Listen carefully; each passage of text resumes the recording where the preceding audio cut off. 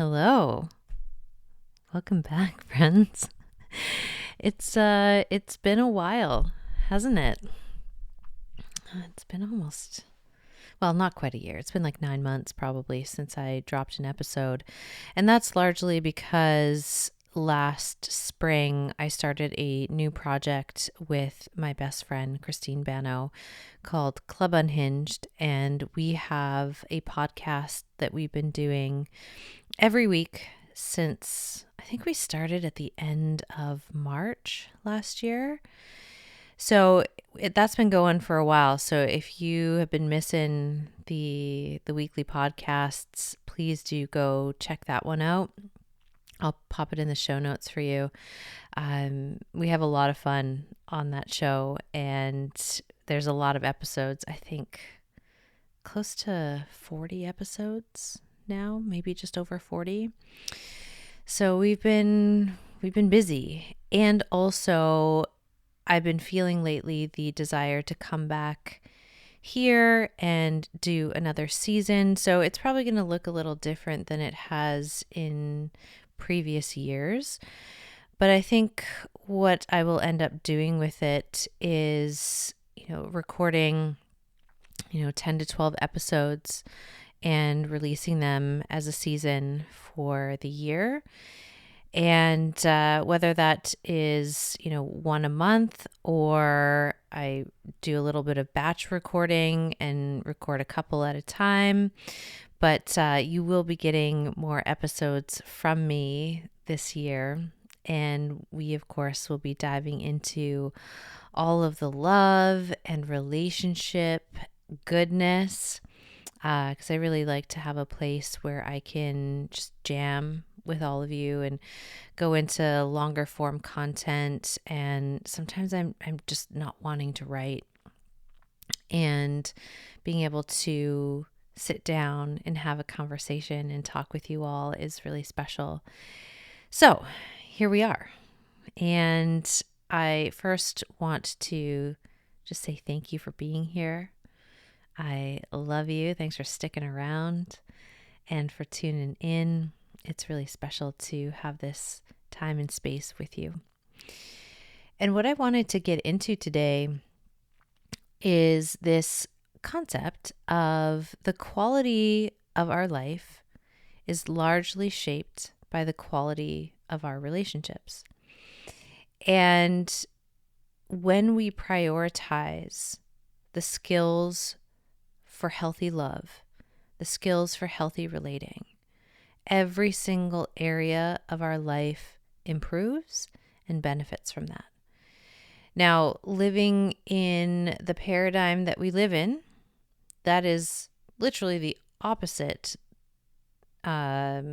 perspective, belief system that the majority of us are programmed with. A lot of us have received conditioning that says the opposite, that relationships don't matter, love doesn't matter. The important thing is to hustle, is to grind, is to, have success no matter what the cost. And there's so many fucking problems with that. Fucking hell. And the first one being like everything is a relationship. The relationship you have with yourself, the relationship you have with the world around you, the relationship you have to your money, to your body, to your community, to your friends, to the work that you do in the world, your purpose. All of it is a relationship. And so when we look through that lens, it makes absolutely no sense to me that relationships get put pretty far down the totem pole. And the skills for healthy relating, the skills for love, are often poo-pooed and diminished and brushed aside as like a little frivolous thing. And it couldn't be further from the truth.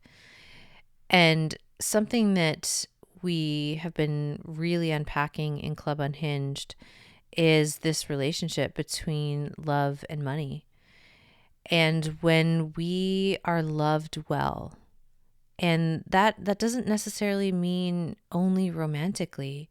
Being loved well, I like to think of that in terms of the holistic picture of my relationships. So, obviously, romantically, that's the goal, that's the intention, to be well loved in your romantic relationships. And also, you can't just stop there.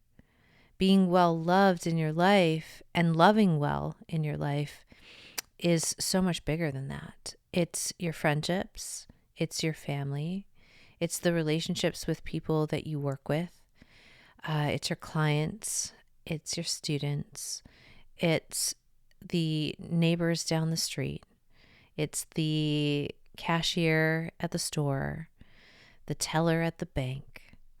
Everything, again, is a relationship.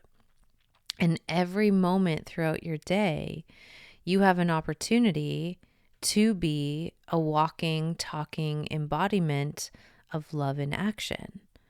Or we can go the other way and close ourselves off and, walk around with a fuck ton of emotional constipation and undigested emotional debris, not deal with our past, not metabolize the things that have happened. And when we do that, we introduce our baggage before we introduce ourselves. And oftentimes, whatever is undigested is really driving a lot of the behavior, a lot of what we get up to and how we interact and how we see the world. And so when we really are playing a higher level game in life, love has to be one of the top priorities, if not the top. Because when your heart is open and it's not congested with all of that old debris and density, you're able to see things more clearly. Where we get tripped up in relationships a lot of the time is we're not hearing what people are saying.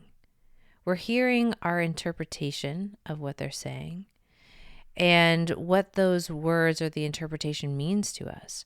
So, depending what your triggers are and depending what's unresolved within yourself, someone could say something really, really innocent and it hits you like a ton of bricks. And then instead of, logically looking at that and saying, okay, what were the words that were said? And then what is the meaning that I am making?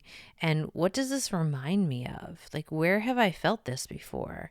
And what could it be pointing to that requires my attention, requires my love, requires my resolution? A lot of people aren't walking around with that level of intentionality and awareness. They're literally just on autopilot. And when you're operating on autopilot, there's a lot of room for missteps in your relational world. So I think, the Gottmans talk about, relationships and conflict. Their whole body of work, their whole life's devotion has been studying love and studying relationships. And they have found that I think it was something like 60 or 69% of all conflict is unresolvable. And I'm not totally sold on that, but I do understand where it comes from. When we are operating from a certain level of consciousness and awareness and accountability, we are kind of getting whipped around by our conditioning. And when we are unable to do the deeper digging, and that requires a lot of shadow work, a lot of humility, a lot of self-responsibility, a lot of self-accountability. It's not always easy to do that work. In fact, it's fucking hard. Like, I'm not gonna lie, like, it's fucking hard. And then you add in, if it's in a romantic capacity or with someone that you have a lot of intimacy with, that can be fucking gritty, and we're so tempted in those moments to default into our old ways of being and collapse. And whenever we are collapsing or coercing in conflict, there will be no resolution. And so it makes sense to me that for a lot of couples and a lot of people in relationships, romantic or otherwise, that the number of unresolvable conflicts would be that high. And when we are able to get to the heart of the matter, though, and we understand the importance of relationships and keeping our side of the street clean, well, that kind of changes the game. And so I like to use this distinction between, the types of love that exist in the world. Like there's relationships that belong in the beer league. These are the people that just don't take it seriously at all. They have kind of a set it and forget it mentality. A lot of belief systems around, like, if it's the right person, it should just work. We should never fight. They should just know what I need without having to tell them. Like, that's beer league level relating. There's very little intentionality, if any at all. And it's largely driven by our wounds wanting to mate with someone else who has compatible wounds. And then we have the big league love. And that is a whole different paradigm of relating. And again, like, you can have any form of relationship and exist in either of these paradigms. I'm not a super stickler for, monogamy or non-monogamy is the answer. I think there's so many different people on this planet, and there's so many different ways to do relationship. And the point is to be in right relationship with what is true for you, and to have the courage and the bravery to express that openly. Because quite frankly, like, if you can't even identify and define what it is that you're looking for, how will you ever find it? And again, that kind of falls into those beer league levels. This idea that I shouldn't have to tell people what I'm looking for, or be that clear, or I don't want to deal with expectations. I don't want to deal with agreements. I just want it to be this ambiguous, messy soup. And, that's definitely one way of relating, and you're never going to get your needs met that way, which is what happens in a lot of beer league relationships. No one's getting their needs met. And also, no one's really expanding beyond the paradigm that they're in, the league that they're in. They're not willing to learn the essential skills and technologies and ways of being and practices that would take them out of the beer league. Like, if you think of it in terms of sports, if you have someone who is in a beer league and they want to be pro, you don't just show up to the pro league and be like, yo, put me on your team because I want to be there. They would fucking laugh at you and be like, beat it. Get the fuck out of here. Absolutely not. Like, what have you done to prepare yourself to play at this level? Like, it's insulting and comedic. Like, the audacity, right? But then when it comes to relationships, this happens all the time. People want the big league result by acting like they're in the beer league. And it's insane to me, like, absolutely insane. And then when they don't get the big league results, they're victimized by that. Whereas if you have someone who's playing in, the higher levels, and they're working towards that big league love, whenever something doesn't work out, they're not victimized by it. Instead, they take a long look at, cool, like, what actually happened here? What was going on in this relational dynamic?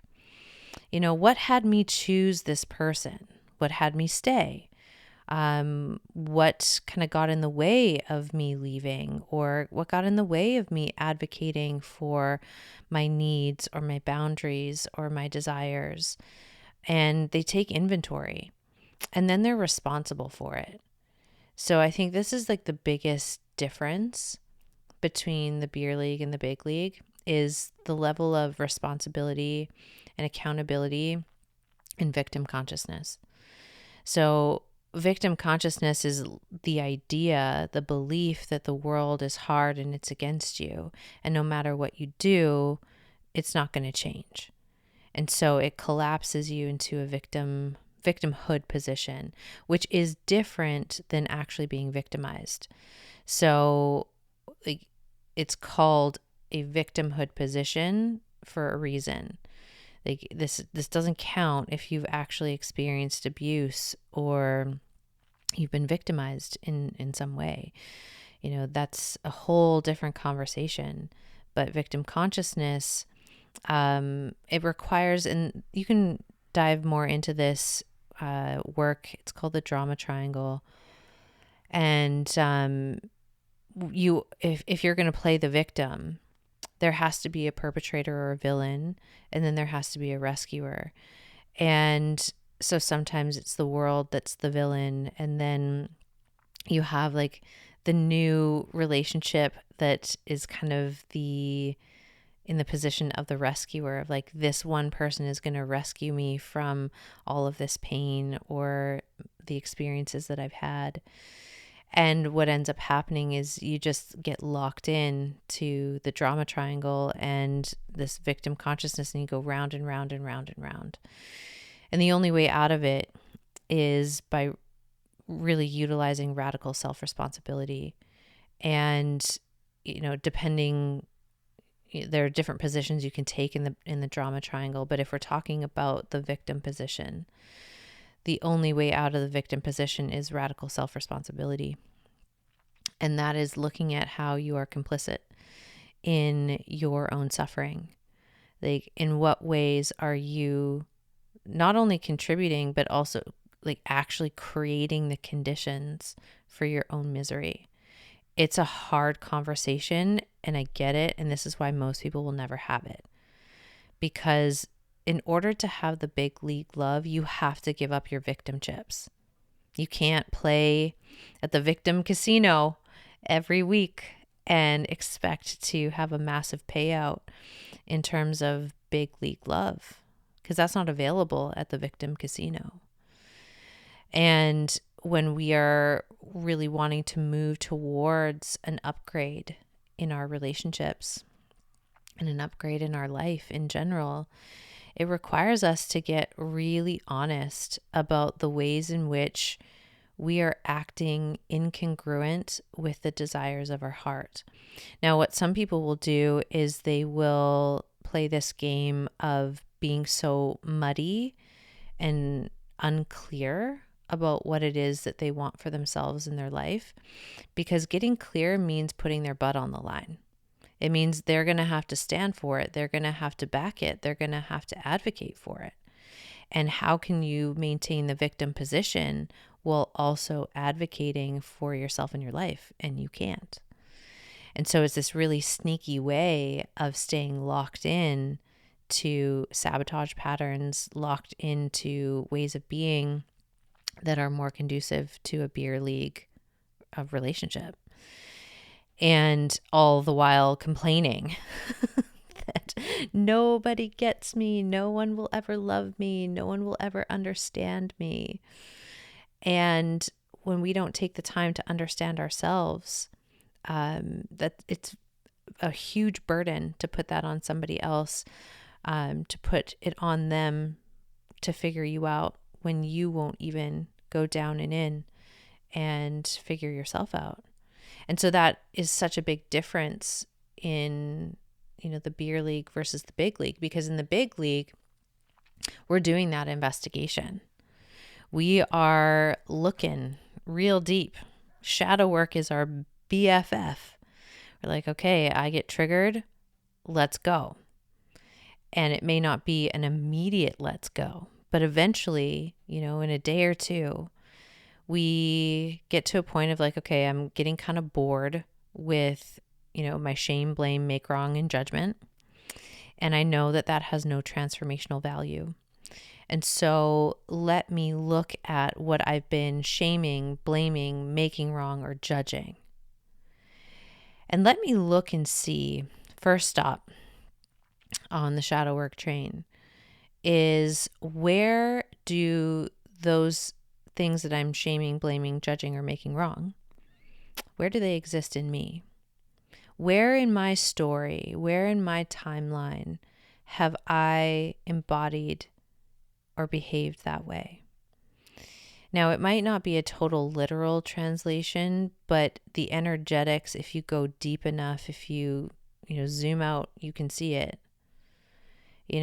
Like let's use cheating as a good example, right? So let's say you hear a story on TikTok of someone who cheated on their partner, and you immediately go into shaming the cheater, making them wrong, judging them. And then you become conscious of this and you're like, oh, fuck me, I got to do some shadow work here. And so let's say you've never cheated on a partner before. So if you're doing the literal translation there, you're kind of giving yourself an out. But where the big league players are, they don't give themselves an out. Instead, they look deeper. And they look at, okay, I may not have cheated on a partner in a relationship and been unfaithful, but where have I cheated myself in my life? Where have I cheated in other ways or lied in other ways? Where have I withheld truth? Where have I withheld my love? Where have I been inconsistent with my values? Because when you start to deconstruct infidelity and cheating, you will find all of those aspects at play. There's so much shadowy goodness in it. And I know that might be triggering for some people. And listen, like, I have gone through some pretty gnarly betrayal and some really serious infidelity that was wildly traumatizing. And I don't make light of it because I have not been through the trenches. I talk about it in this way because I have been, and I've made it through the other side. Like, I'm able to have conversations with people who are actively being unfaithful in their relationship without shame, blame, make wrong, or judgment, because none of those have any transformational value. And if you want someone's behavior to change, you can't use shame, blame, make wrong, or judgment to get there. But it is a default setting. That's what we get coded with. That's what we learn. And so it becomes our automatic way of responding when we are kind of caught in these unconscious undertows. So when we are doing this shadow work, we do want to look as deeply as we can. And then after you identify where that exists in you, you want to look, do I still hold any charge around that? Do I still have shame around that? Because wherever you have shame, you are not free.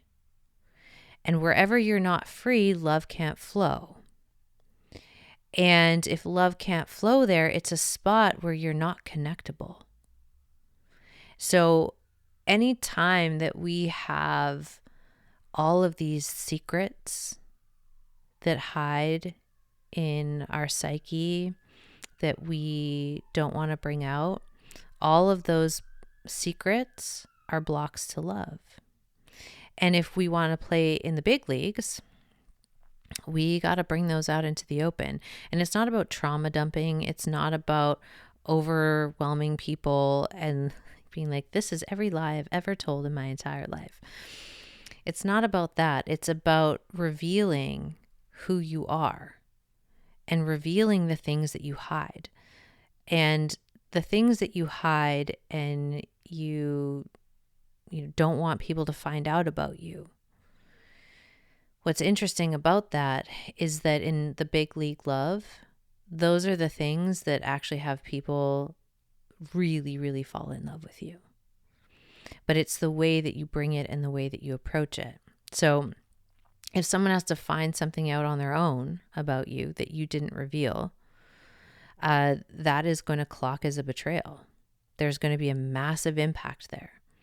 But if you bring it out in the open first, and you're like, I'm not going to hide this, and I do understand that revealing this is a risk, and I risk the other person rejecting me, I risk them walking away, and in order for me to be congruent with my intention for love, my intention for my relationships, my intention for my life, I reveal it anyway.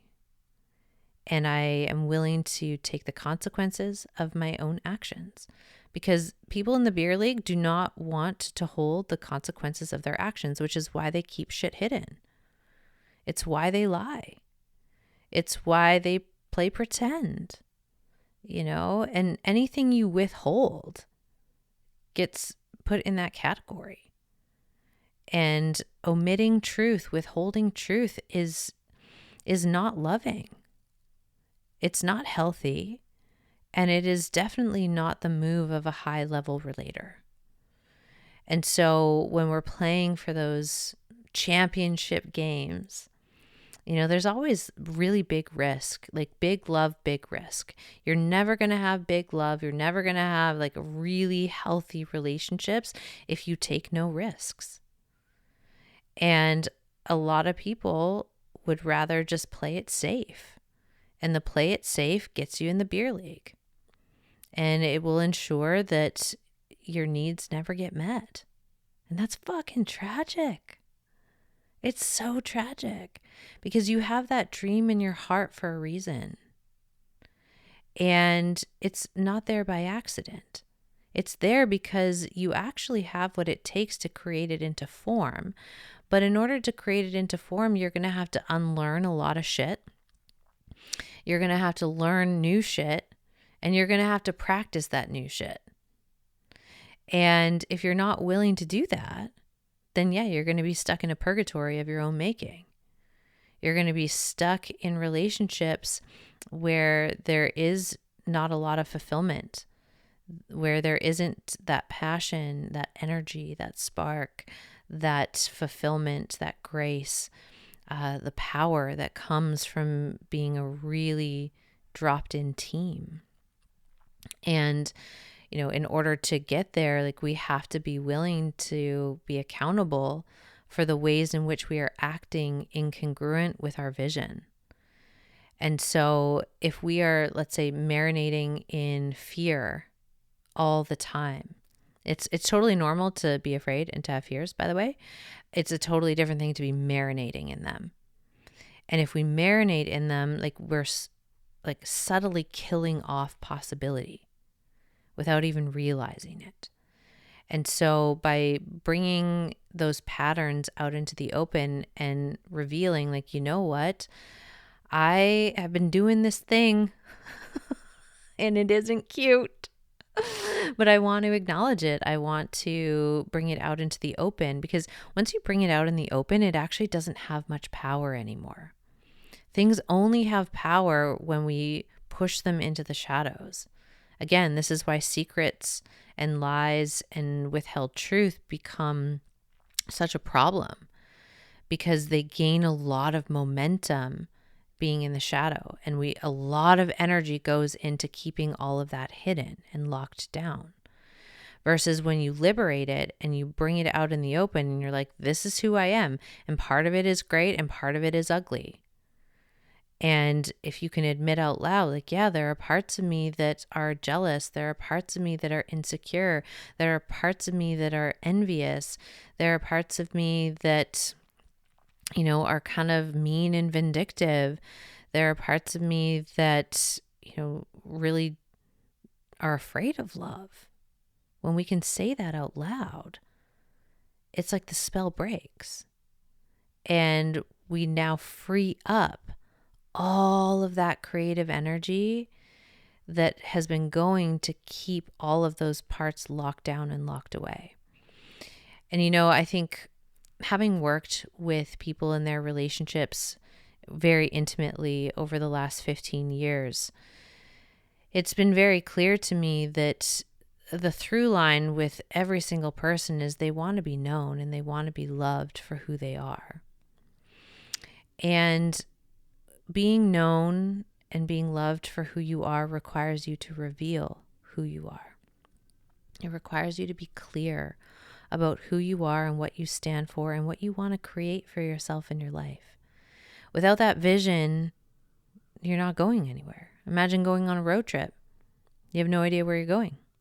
You could literally just be doing donuts in the Walmart parking lot and then complain like, why am I not at the Grand Canyon? Well, you didn't have a plan. You didn't have a vision to get to the Grand Canyon. And we have to act consistent and congruent with that journey in order to arrive there. And so acting consistent and congruent with the journey to the big league love requires us to, play a much riskier emotional game and relational game, because it will require you to bring out all these parts that historically you have either been hurt by or rejected for and repattern them in your relationships. And so as you start to, upgrade who you know yourself to be and start acting in alignment with your vision, start acting congruently with your values, and doing the hard shit like the shadow work when you're triggered, and going back to that, like, it's important to be able to track, like, where do those things exist in me when I get triggered?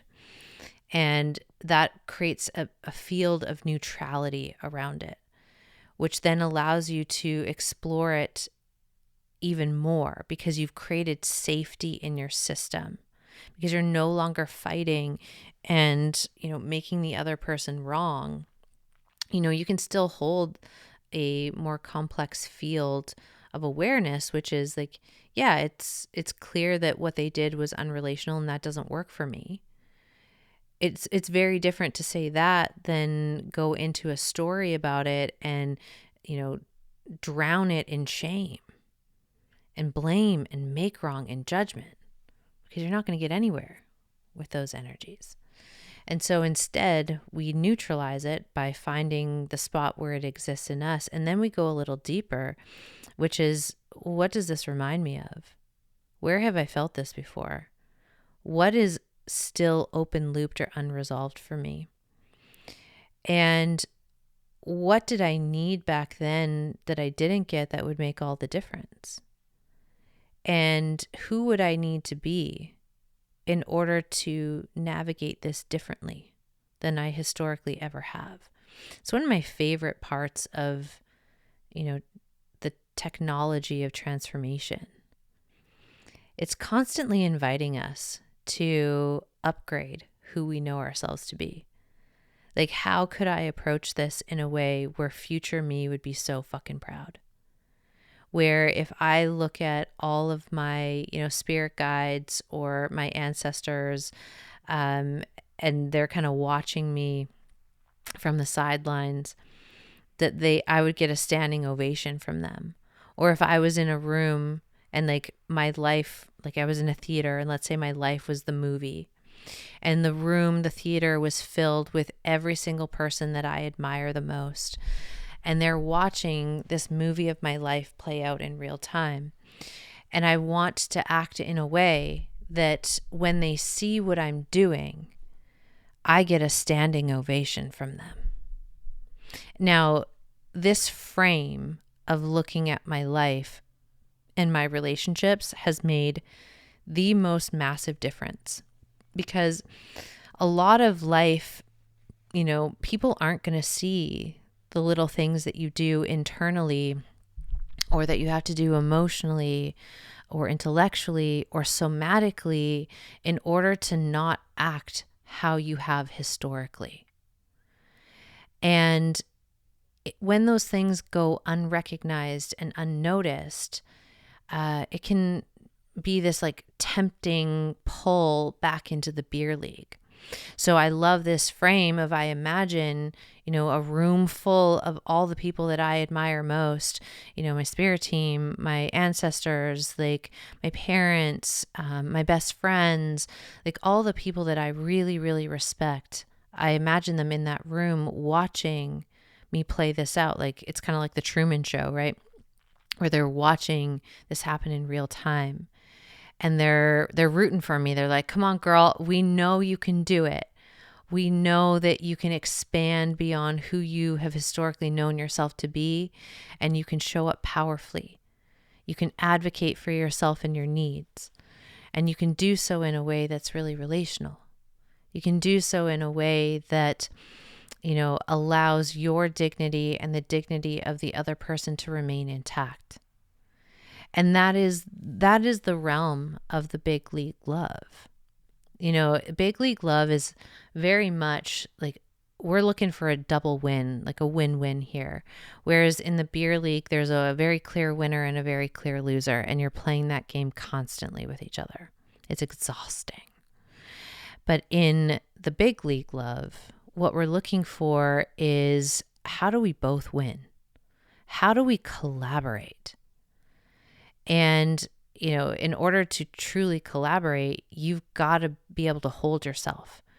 You've got to be able to take responsibility for yourself and your life and your actions and your ways of being and your energy and the impact of the things you say, but also the things you don't say, and the things that you do, and also the things that you don't do, and the energetics behind all of it.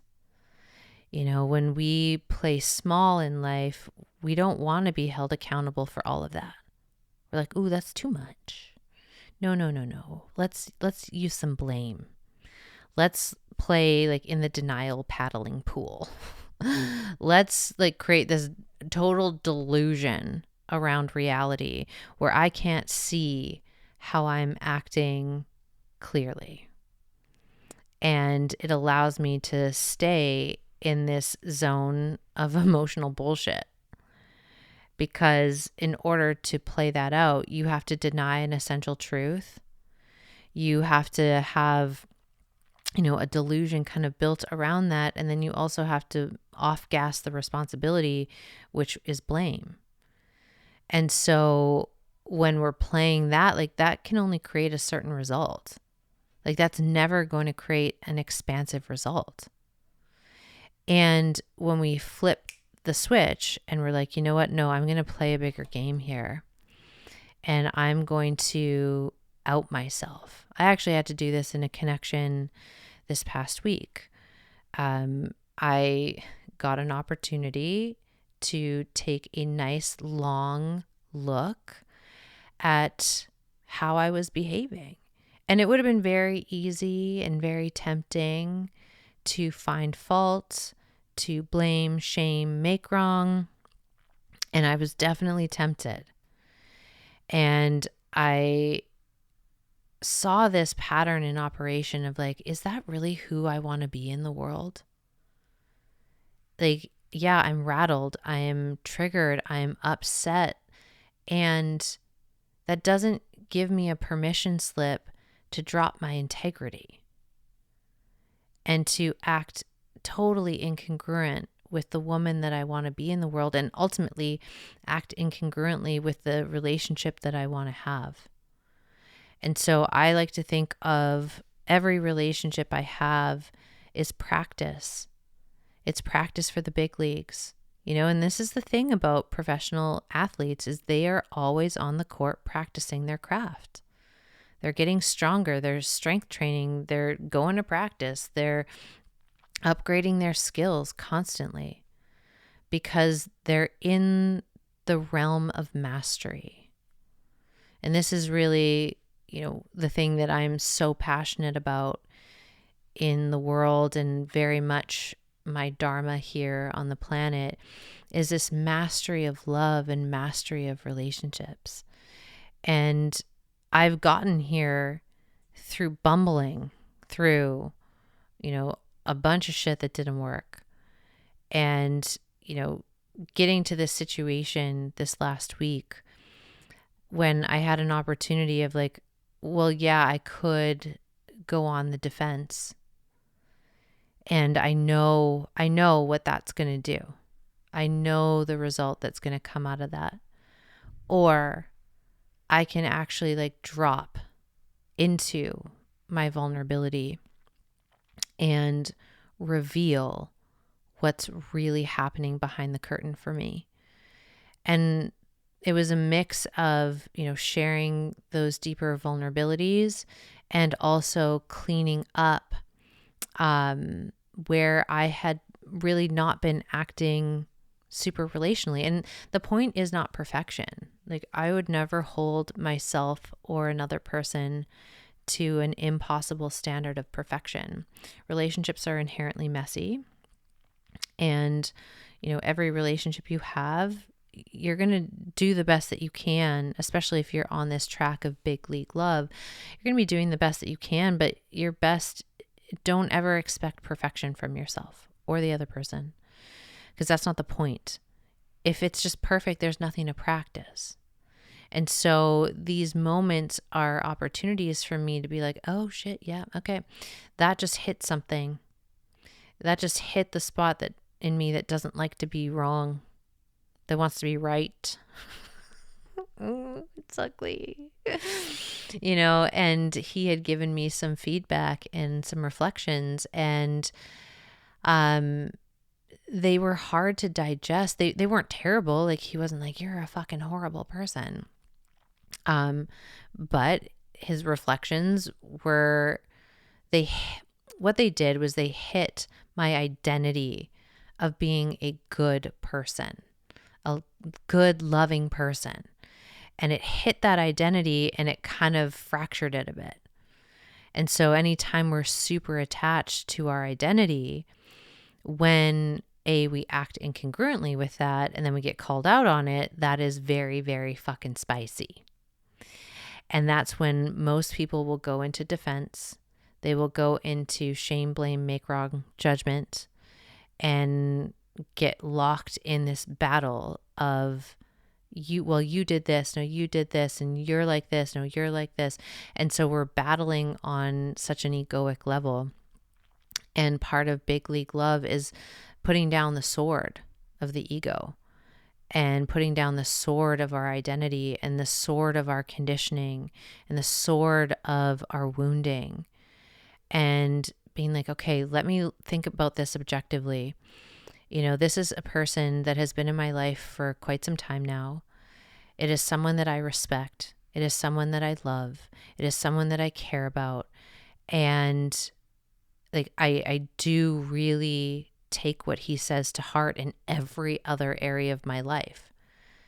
And so why would his sight be all of a sudden totally fucked in this situation? Like, we will always have some distortions, but like, it's not totally fucked. Like, can I find the thread of truth in what he was saying? And it was a very humbling experience.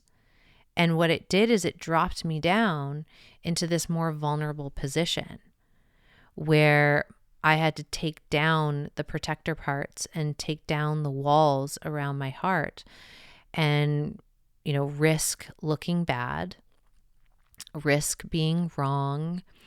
Also, like, risk the fact that, and not that it felt like irreparable, but like, you never know. You never know.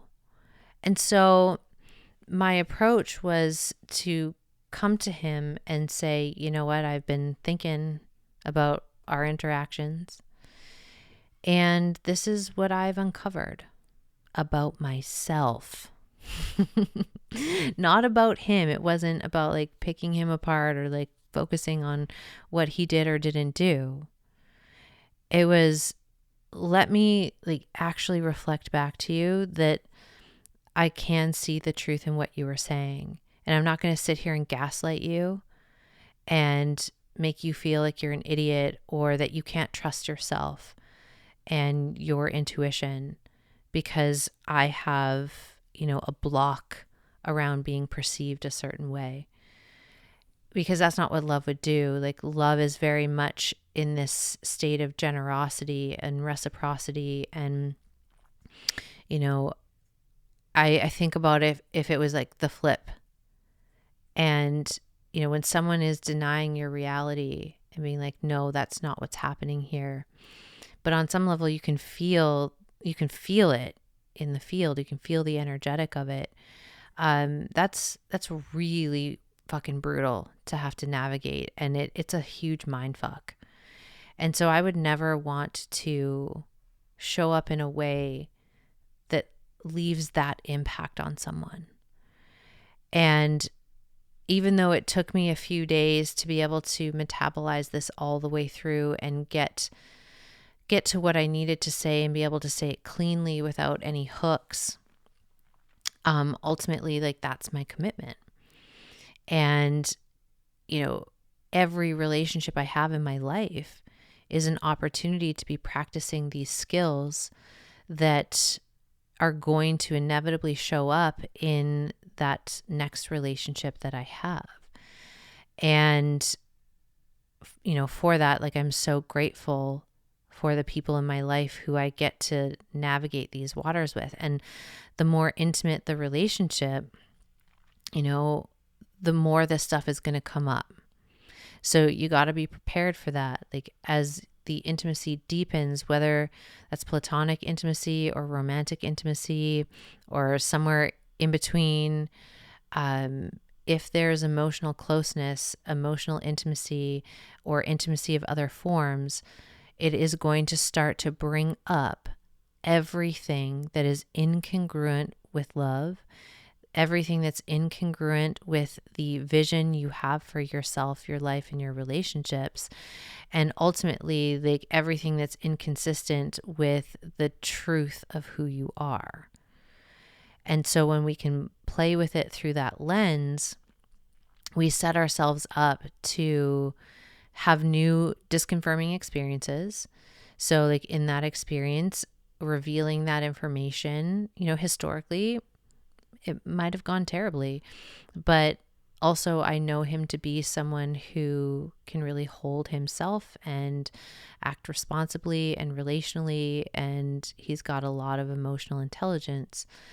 And so on some level, I knew that it wouldn't be like World War III, but, leaning into it gave me an opportunity to, receive a different result and have a different experience of someone being like, yeah, we can work it out.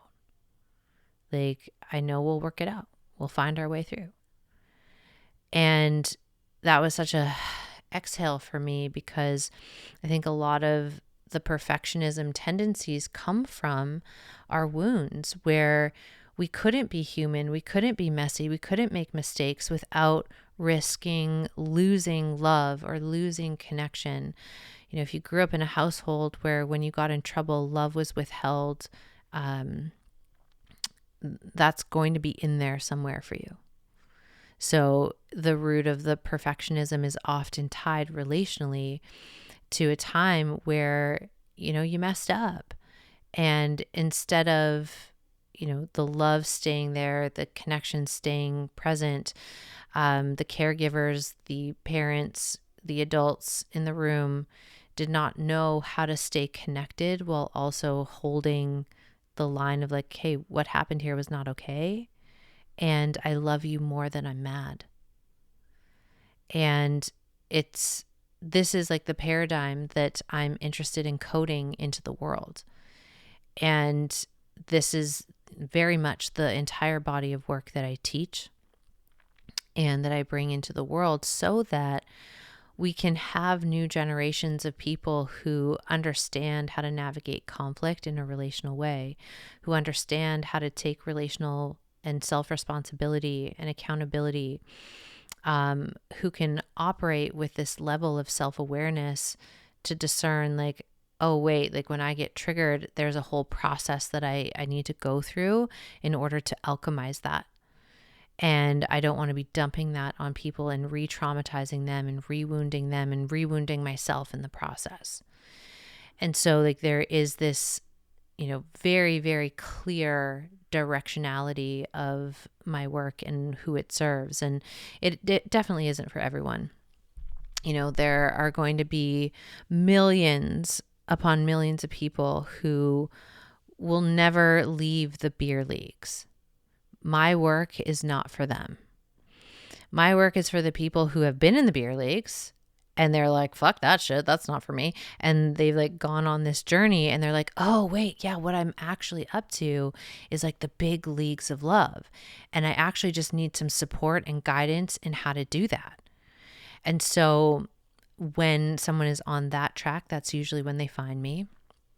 And part of my magic and my mastery is that there's just something about my energy field that everything that is hidden in someone comes out and is sacrificed on the altar of love and truth. And my job is to be that compassionate witness, to give you that holding that you historically probably have never had, or it's been minimal. And so to have all the things that you've historically held shame around and to have them compassionately witnessed and held, and then support and actually alchemizing all of that material is so powerful. And it opens you up to this field of infinite potentiality where not only the vision that you have for yourself and your life and your relationships becomes a very practical reality, but you also understand yourself to be someone who is totally capable, competent, and has the capacity to hold the magnitude of the love and the relationship that you are called to create. And so if that's where you're at, I'm so excited to meet you. I'm so excited to explore with you and see how I can be of service to you and your journey. Now, there are a couple things that I've got on the go that you can explore if you're ready to go further. The first one is I'm co-hosting a 3-day event with Christine, and that is on February 6th, 7th, 8th, 2025. And we are going to be opening the doors to the club after the event. So if you would like a year-long reclamation journey where we go into love, sex, money, power, it's a really potent container to come into. And I'll put the link in the show notes to join the free event so you can get a taste of our energy and how we work together. If you prefer to just like dive in deep with me, there are options for one-to-one work. And I also have my Alchemy of Love program, which is my specific program for relational alchemy and relational mastery. So this is where you get the actual skills, tools, and support and practice space to work out these old ways of being that are inconsistent with the vision that you have for yourself, your life, and your love life. So I'll put all of that in the show notes for you. And of course, the link to the other podcasts so that you can get all of those episodes because they are so good. They're like medicine for my soul. I love going out on my night walks and listening to them. I'm like, fuck, we're so funny. And we're like just so good. Like, this is amazing. So that's another, resource and tool for you as well that I'd love you to have access to. And then I'll be back. I don't know if I'll be back later this month or next month with a new episode or a couple more episodes, but you can count on me to have at least 10 episodes for this season, and we'll be dropping in with all of the love and relational mastery goodness. And I love you. Thank you for being here today, for sticking with me for almost an hour here, and I will be speaking to you very, very soon. Okay, bye, friends.